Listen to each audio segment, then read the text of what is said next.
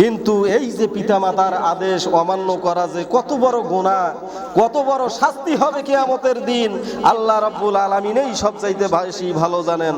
আল্লাহ রাব্বুল আলামিন পিতামাতার ক্ষেত্রে, সম্মানের ক্ষেত্রে দেখেন কতটুকু সম্মান পিতামাতাকে দিয়েছেন। আল্লাহর রাসূল সাল্লাল্লাহু আলাইহি সাল্লাম বলেন, আফজালুল আমালিস সালাতি লিওয়াক্তিহা ওয়া বিররুল ওয়ালিদাইন। আল্লাহর রাসূল বলেন, সর্বশ্রেষ্ঠ নেক কর্ম হলো সঠিক সময়ে নামাজ আদায় করা। কোন সময়? সঠিক সময়ে নামাজ আদায় করা হলো সর্বশ্রেষ্ঠ ইবাদত, সর্বশ্রেষ্ঠ ভালো কাজ। সঠিক সময় কোন সময়? আপনার আসরের সময় যদি আপনি মাগরিবের নামাজ পড়েন হবে না, আপনি যদি ফজরের সময় যদি ঈশার নামাজ পড়েন হবে না, তাহলে আপনাকে ফজরের সময় ফজরের নামাজেই পড়তে হবে। আর এইটা যদি ওয়াক্ত মতো আপনি নামাজ পড়েন, এটা সর্বোত্তম ইবাদত হবে আপনার জন্য।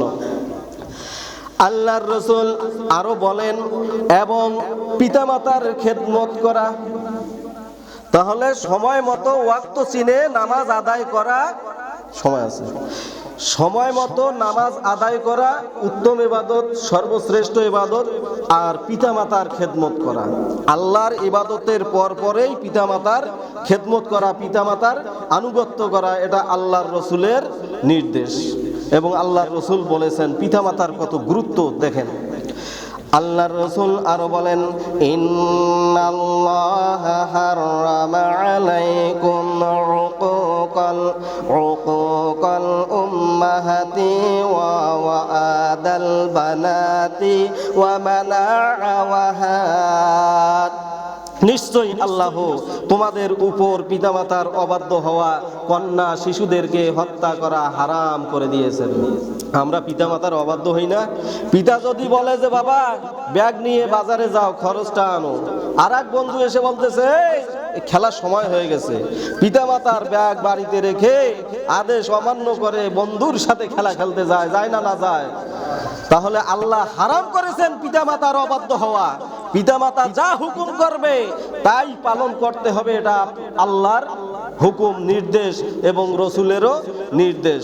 তারপর আল্লাহ রাব্বুল আলামিন আরো বলতেছেন, আল্লাহর রাসূল দেখেন কি বলতেছেন, পিতামাতার অবাধ্য হলে কি হয়।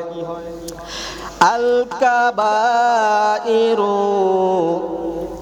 আল ইশরাকু বিল্লাহি সুম্মা উকুকাল ওয়ালিদাইন। কঠিনতম কবিরা গুনাহ, কঠিনতম কবিরা গুনাহ হলো আল্লাহর সাথে শিরক করা। আল্লাহর সাথে শিরক করা হলো কঠিনতম কবিরা গুনাহ, এর মতো আর গুনাহ নাই। তারপরের গুনাহ হলো পিতামাতার অবাধ্য হওয়া, পিতামাতার অবাধ্য হওয়া। তাহলে শিরক করার পরেই পিতামাতার অবাধ্য হওয়া কবিরা গুনাহ। দেখেন কত বড় গুরুত্ব। অথচ আমাদের সমাজে আমরা যখন ছেলে মেয়েকে বিবাহ দিয়ে দেই, বিশেষ করে ছেলেরা, মেয়েরা পরের বাড়িতে যায়, বাপের খোঁজ খবর নিলে নিল, না নিলে নাই। কিন্তু যারা ছেলে নতুন বিবাহ করে, স্ত্রী নিয়ে আমোদ ফুর্তিতে রয়েছে, আর পাশের ঘরে মা কান্দাকাটি করে, কাবরাচ্ছে রোগের কারণে, অসুস্থ হয়েছে, চিকিৎসা করার টাকা নাই, রোগ হয়েছে, ঔষধ যে আনবে এই ডেকে ডেকে ছেলেকে খুঁজে পায় না। ছেলে তো তার স্ত্রী নিয়ে আমোদ ফুর্তিতে রয়েছে। এরকম হয় না? না হয়? সমাজে হয়। পিতামাতার সাথে বউয়ের বনে না, ছেলে যদি একটু নাস্তা নিয়ে আসে বাপের জন্য, অসুস্থ পিতার জন্য, অসুস্থ মায়ের জন্য নিয়ে আসে, বৌমার সন্তুষ্ট না, অসন্তুষ্ট হয়ে যায়, স্বামীর সঙ্গে ঝগড়া শুরু করে দেয়। এই কারণে বর্তমান যুগের সন্তানেরা কি করে, বিবাহ হওয়ার পরেই আলাদা বাড়ি, জুদা বাড়ি করে না? না করে? পিতামাতার যে খাওয়াবে এটা সহ্য হয় না। তারপর আমাদের 2 ভাই 4 ভাই যদি থাকে তাহলে আরো সমস্যা, জটিল সমস্যা হয়ে যায়। কি সমস্যা? আমি একাই খাওয়াবো, আমি কি আপনার একাই সন্তান নাকি? আরো তো 3টা বেটা আপনার আছে, ওরাও খাওয়াক, আমি কয়দিন খাওয়াই ওরাও খাওয়াক। এরকম করে না? না করে? গরিব ধনী বোঝে না। আপনার আমার সকলের দায়িত্ব, যে যত বেশি খাওয়াবে, যে যত বেশি সেবা করবে পিতামাতার, আল্লাহর রহমত তার উপর তত তত বেশি নাজিল হতে থাকবে, সুবহানাল্লাহ। আর আমরা কি করি? আমরা ভাইয়ের সঙ্গে ভাগ করি। আমরা কি করি? আমরা বউয়ের কথা মতো চলি। এমনও দেখা গেছে যে বিবাহ করার কিছুদিন পর যখন পিতামাতার সঙ্গে বনাবনিত নাই বউয়ের, তখন বউ বলতেছে যে না, এখানে থাকা হবে না। কোথায় থাকবো? আমার বাপের বাড়ি। ঘর দিয়ে যায় বাবার বাড়িতে। বাবার বাড়িতে গিয়ে থাকে। পিতামাতা এখানে খেয়ে থাকলো না খেয়ে থাকলো, অসুস্থ হয়ে বিছানায় পড়ে আছে কিনা তার সন্তান জানে না। অথচ আল্লাহ রাব্বুল আলামিন যে আদেশ দিয়েছেন পিতামাতার কি অবাধ্য হওয়া যাবে না, পিতামাতার সন্তুষ্টি অর্জন করতে হবে। আল্লাহর সন্তুষ্টি আগে, তারপরে পরেই পিতামাতার সন্তুষ্টি। এখন কথা হলো, যদি ওই পিতামাতা আপনাকে চুরি করতে আদেশ দেয়, যদি ওই পিতামাতা আপনাকে সুদের ওপর টাকা নেওয়ার জন্য আদেশ দেয়, যদি ওই পিতামাতা আপনাকে মানুষের হক মারার আদেশ দেয়, যদি ওই পিতামাতা একজনের জমি আপনার নামে লিখে নেওয়ার জন্য অন্যায়ভাবে আদেশ দেয়, তাহলে এই আদেশগুলো পালন করা কি ফরজ না নফল? এই আদেশগুলো পালন করা সম্পূর্ণরূপে হারাম। ইসলাম বিরোধী যত কর্মকাণ্ড রয়েছে, প্রত্যেকটা কর্মকাণ্ডের হুকুম যদি কোনো পিতামাতা দিয়ে থাকে, তাহলে এই আদেশ মান্য করা যাবে না, অমান্য করতে হবে। আর এই অমান্য করার কারণে আপনার আমলনামায় কোনো পাপ লেখা হবে না, বরং আপনি সওয়াবের অধিকারী হবেন। তবে হ্যাঁ, এখন আপনার পিতা যদি বলে যে বাবা অমুকের লাউয়ের গাছ থেকে লাউটা চুরি করে আনো তো, আজকে তো আমি তরকারি আনতে পারি নাই, তখন আপনি বলবেন যে অমুকের বেটা অমুক আমাকে চুরি শিখাও, ফায়সা কথা বলি ফেললো, মানে এভাবে বলা যাবে না। পিতা মাতাকে বোঝাতে হবে যে আল্লাহ, চুরি করা তো মহাপাপ। আল্লাহ রাব্বুল আলামিন বলেন, আস-সারিকু ওয়াস-সারিকাতু ফাকতাউ আইদিয়াহুমা, তোমরা চোর ধরো এবং চুর্নি ধরো, তাদের হাত কেটে দাও। আছে না নাই কোরআনে?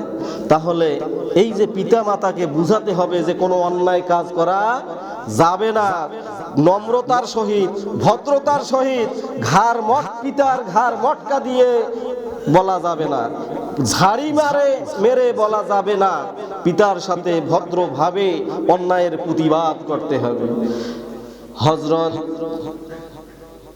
আবু বকর রাদিয়াল্লাহু তাআলা আনহু, ইসলামের প্রথম খলিফা, যুদ্ধ করতে করতে এমন সময় তার পিতা হলো কাফের আর আবু বকর মুসলমানের সঙ্গে যুদ্ধ করতেছে, মুসলমানদের পক্ষে যুদ্ধ করছেন। এমন সময় বাপ বেটা মুখোমুখি হয়ে গেল। পিতার সামনে আবু বকরের হাত থেকে অস্ত্রটা পড়ে গেল, হাতের তরবারি পড়ে গেল। পড়ে যাওয়ার পর আবু বকর রাদিয়াল্লাহু তাআলা আনহু থমকে দাঁড়িয়ে গেলেন। অস্ত্র পড়ে গেছে। এখন তার পিতা তরবারি উঁচু করে বলতেছে, আবু বকর, আমি তো তোমার পিতা, আমি ইচ্ছা করলে তোমার গর্দানটা নামিয়ে দিতাম, আমি তোমার গর্দান নামে দিতে পারি, কিন্তু তুমি যে আমার ছেলে, এই কারণে তোমার গর্দান আমি নামাবো না, তোমাকে ক্ষমা করে দিলাম, মানে মারার থেকে তোমাকে বেঁচে দিলাম। তখন আবু বকর বলতেছেন, হে আমার পিতা, এটা ইসলামের পক্ষে জিহাদ করতে এসেছি, এই জিহাদের সময় যদি আপনার জায়গায় আমি হতাম, তাহলে আপনি একজন কাফের, আর এই কাফেরের গর্দান ফেলে দেওয়া আমার জন্য ফরজ হয়ে যেত। সুবহানাল্লাহ। দেখছেন? তাহলে পিতা মাতার আনুগত্য কোথায় করতে হবে? যদি পিতা মাতা ইসলামের পক্ষে থাকে। আর যদি পিতা মাতা ইসলামের বিপক্ষে চলে যায়, তাহলে ওই পিতা মাতার আনুগত্য করা যাবে না, খারাপ আচরণও করা যাবে না। এমন কি অনেক সময় দেখা যায় যে অমুসলিমের সন্তানেরা মুসলমান হয়ে যায়, হয় না? না হয়? হয়। যদি মুসলমান হয়, তারপরে ওই মুসলমানকে অমুসলিম পিতামাতার সেবা যত্ন ঠিকই করতে হবে, তাদেরকে মহব্বত করতে হবে, ভালোবাসতে হবে। কাফের যদি পিতামাতা হয়, তারপরেও পিতামাতার অভিশাপ সন্তানের জন্য লাগে।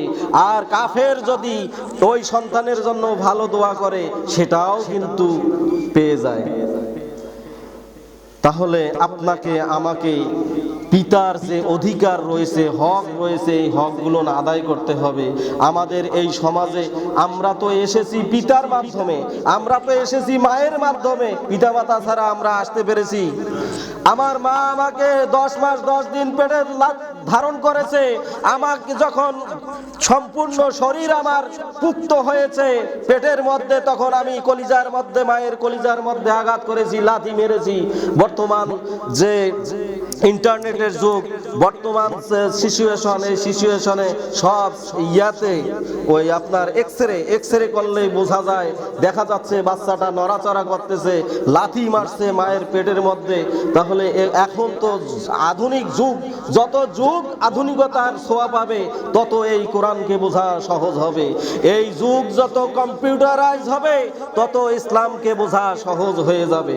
এই পেটের মধ্যে বাচ্চারা যত লাথি মারে, মা কত কষ্ট পায় কিন্তু মনে আঘাত নেয় না, কষ্ট পায়, আহ করে, ব্যথা লাগে, তারপরে তার দুঃখ তিনি কি করেন? মুছে ফেলেন। সন্তানের ভালোবাসায়, সন্তানের মহব্বতে তিনি মনে কষ্ট পান না। যখন মা একজন সন্তানকে ভূমিষ্ঠ করে, পৃথিবীর সবচেয়ে বড় শাস্তি, সবচেয়ে বড় কষ্টদায়ক হলো একটা সন্তানকে মায়ের জন্য ভূমিষ্ঠ করা। মায়ের জন্য সন্তান ভূমিষ্ঠ করা সবচেয়ে বেশি কষ্টকর, কষ্টদায়ক অবস্থা। তাহলে এই সময় মা যখন কষ্ট করে, কষ্ট করার পরও তারপরেও সন্তানের মহব্বত, সন্তানের ভালোবাসা, সন্তান যখন কোলের মধ্যে নেয়, ঠান্ডা দিন যখন কোলের মধ্যে নেয়, পায়খানা করে, প্রস্রাব করে, ওই কাপড়টা উল্টিয়ে ভালো কাপড় নিয়ে আবার কোলে নেয়, দুগ্ধ পান করে 2 বছর 2.5 বছর, এভাবে দুগ্ধ পান করায়। আল্লাহর রাসূল বলেছেন যে মায়ের 1 ফোঁটা দুধের দাম সারা জিন্দেগি যদি মাকে মাথায় করে উবে নিয়ে বেড়া হয়, তারপরেও 1 ফোঁটা দুধের দাম শোধ হবে না। আর আপনি আমি মায়ের দুধ কত ফোঁটা নয়, কত কেজি, কত মণ আমি খেয়েছি, এই ঋণ কি শোধ করা সম্ভব? আজ থেকে আমরা প্রতিজ্ঞা করব, আজ থেকে আমরা পিতা মাতার অবাধ্য হব না, পিতা মাতার মনে কোনো কষ্ট দেব না। আল্লাহ রাব্বুল আলামিন আপনাকে আমাকে সহি শুদ্ধভাবে আমার জীবন গড়ার তৌফিক দান করুন। ইসলামের উপর আমাদের জিন্দেগি পরিচালনা করার তৌফিক দান করুন। আজকের খুতবা, আজকের আলোচনায় শিক্ষা যতটুকু থাকে, এই শিক্ষা নিয়ে আমাদের জীবন গড়ার তৌফিক আল্লাহ রাব্বুল আলামিন দান করুন। ওয়া আখির দাওয়ানা আলহামদুলিল্লাহি রাব্বিল আলামিন।